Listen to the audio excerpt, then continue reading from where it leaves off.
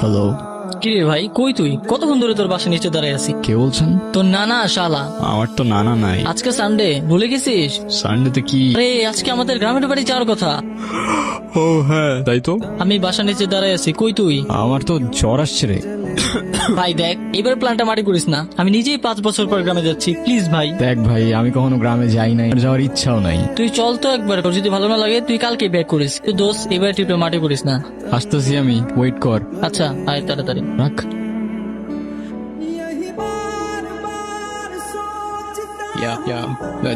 তখন আসার সময় হলো তোর না? চল এখন। সারা জীবন তো কম্পিউটার স্ক্রিনেই পার করলা, এবার তোমার আসল জীবন দেখাই। কত দূর রে ভাই? 3 কিলোর মতো। আসো, আরো গ্রামে আসো, আসল জীবন শিখাবো আমারে তুমি। এই অসীম, ওয়াশরুম কই আছে? আয়। আই মানে পাবলিক টয়লেট? তুই এখানে পাবলিক টয়লেট কই পাবি? তাহলে তোরা একটু যা, আমি একটু আসতেছি। এই খবর কেউ যেন দেখে না ফেলে। যা শালা। অনেক টায়ার্ড লাগতেছে ভাই, তুই এত হাঁটাবি জানলে আমি জীবনেও আসতাম না। খাওয়া দাওয়ার পরে তোদের গ্রাম দেখাই দিয়ে নিয়ে যাবো। তোর বাড়িতে আমি শহর আর গ্রামের মধ্যে তো কোনো তফাৎ পাইতেছি না। তফাৎটা বাইরে গেলেই বুঝবা। ওই শোন রে ভাই, ওরা আমার রেখেই চলে গেল।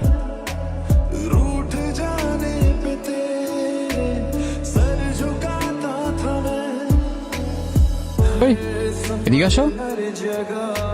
কি আমি আসবো? তুমি আমায় দেখে পালাচ্ছ কেন? আমাকে ভয় পাও? আপনাকে দেখে ভয় পাওয়ার কি আছে? নাম কি তোমার? আপনি আমার নাম জানেন না? হ্যাঁ। আমি আপনার নাম জানি। বলো দেখি আমার নাম কি? বিক্রম। জানো না দেখে আন্দাজে একটা বলে দিতেছো না। কোথায় থাকো তুমি? এখানেই। এখানে? এখানে কোথায়? আজব তো, হাসতেছো কেন? আজকে কি তুমি অনেক খুশি? অনেক। আজ আসি, কাল দেখা হবে। কাল কোথায় দেখা হবে? ওই কিরে ভাই, কই ছিলি তুই? সারাদিন আমরা তোরে কত খুঁজলাম। তোরা আমারে খুঁজছো? সিরিয়াসলি? আমি উল্টা তোদের খুঁজতে খুঁজতে আজকে। আজকে আজকে কি? কিরে হাসতেছিস কেন? কিছু না, আজকে অনেক টায়ার্ড লাগতেছে, আমি ঘুমাই পড়লাম। এমনিও সকাল সকাল উঠতে হবে আমার। কেন সকাল সকাল উঠে কি করবি তুই? গ্রামে আসছি, একটু ঘুরে দেখতে হবে না? এই তুমি গ্রামে আসবাই না, গ্রাম দেখার জন্য উঠে পড়ে লাগছে। আমার তো মনে হয় অন্য কোনো কাহিনী আছে। কিচ্ছু কাহিনী নাই, ঘুমা।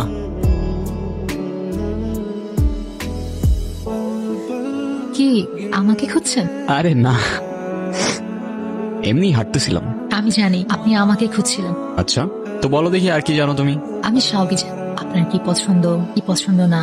আচ্ছা বলো দেখি আমার কি পছন্দ, আমিও দেখি আমার সম্পর্কে তুমি কতটুকু জানো। কি হইলো, হাসতেছো কেন? আপনাকে দেখতে না এখন আগের থেকে একটু অন্যরকম লাগে। অন্যরকম লাগে মানে? তুমি আগে আমাকে কবে দেখছো? দেখেছি। তোমার কথার না আগা মাথা আমি কিচ্ছু বুঝতেছি না, কিন্তু তোমার হাসিটা অনেক সুন্দর।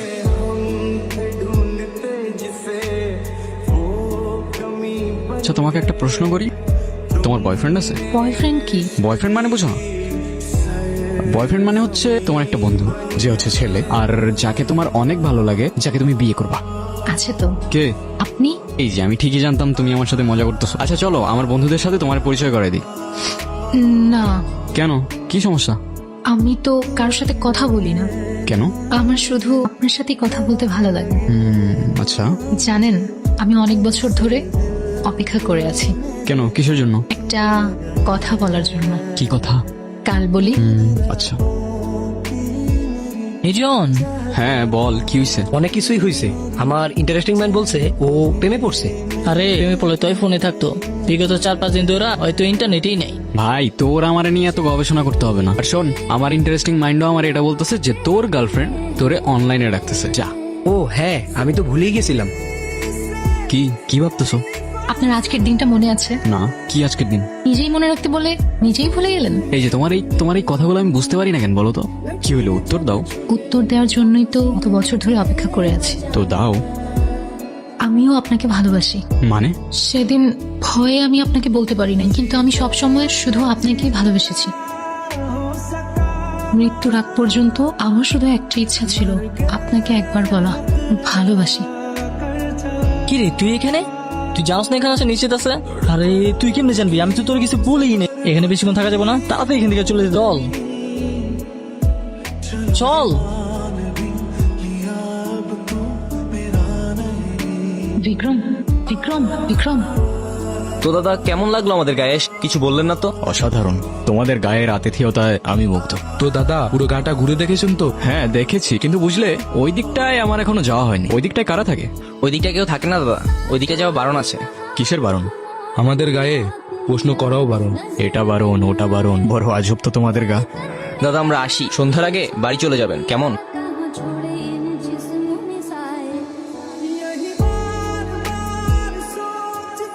এই মেয়ে, কে তুমি?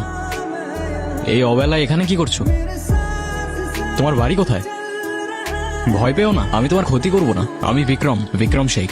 এই গায়ে কিছু কাজে এসেছি। কেউ কারোর পরিচয় দিলে নিজের পরিচয়টাও দিতে হয়। নাম কি তোমার? কথা বলতে পারো না? তুমি এখানেই থাকো? তোমার মা বাবা কোথায়? কি হলো, কিছু বলছো না কেন?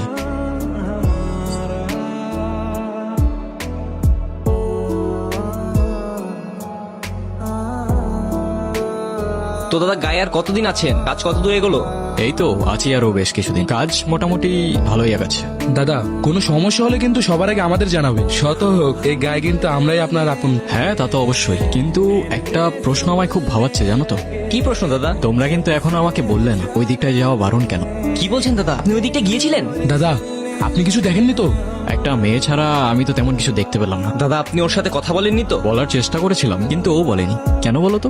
দাদা আপনি আমাদের মেরে ফেলবে, এরকমটা আর করার কথা কখনো ভাববেন না। ওর সাথে কথা বলা তো দূরের কথা, ওই দিকটা যাওয়া পর্যন্ত বারণ। বারণ কেন? আরে দাদা জানেন না, ওরা তো অচ্ছুত জাত, ওদের সাথে কথা বলা যায় না তো। মানুষ না ওরা দলিত, নিচু জাত। দাদা আপনি তাড়াতাড়ি গা ত্যাগ করুন, জানাজানি হলে আমাদের আর রক্ষে নেই। এই চল চল। ভয় পেও না, মনে আছে আমাকে? তোমার নুপুর।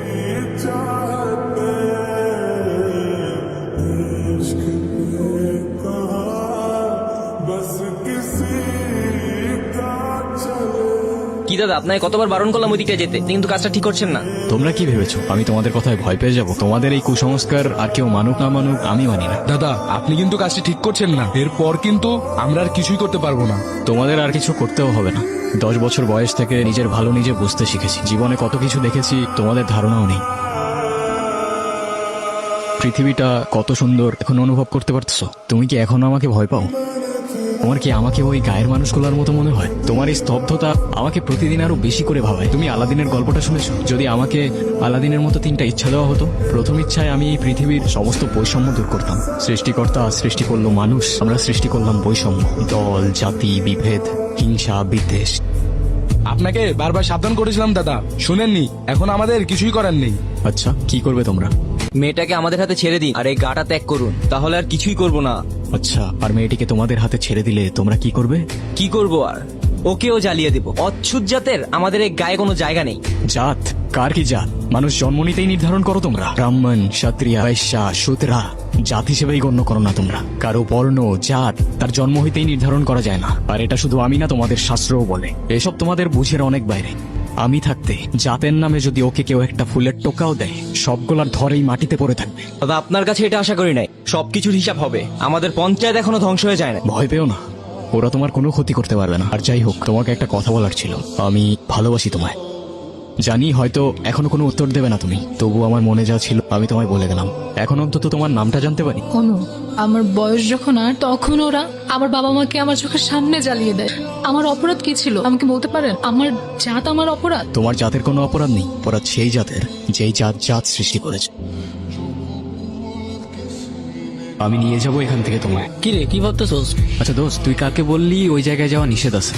কেন বলতো? আরে তোরে তো বলাই হয়নি, ওইখানে অনেক প্যারানর্মাল অ্যাক্টিভিটিস টাইপ হয় মাঝে মাঝে, আমি শুনছি। মানে? আমি সঠিক জানি না, দিদার মুখে শুনছি। এই গ্রামে একটা মেয়ে থাকতো, তুলিত জাতের, নিচু জাত আর কি। তারপর বল। তো ওই মেয়েটা নিচু জাত দেখে মেয়েটার সাথে কথা বলা নিষেধ ছিল। কথা বলা তো দূরে থাক, মেয়েটার আশেপাশে ওকে গেছতো না। একদিন এই গ্রামে একটা মানুষ আসে, নিয়ম নীতি না মেনেই ওই মেয়েটার সাথে কথা বলে। তারপর শুনছি 2 জনই নাকি মারা গেছে। মানে ওই মেয়েটার সাথে কথা বলার জন্য ওরা 2 জনই মারা যায়? হ্যাঁ, এমনটাই তো শুনছি। ননসেন্স। এই তোর ব্যাকপ্যাকিং শেষ হয়েছে?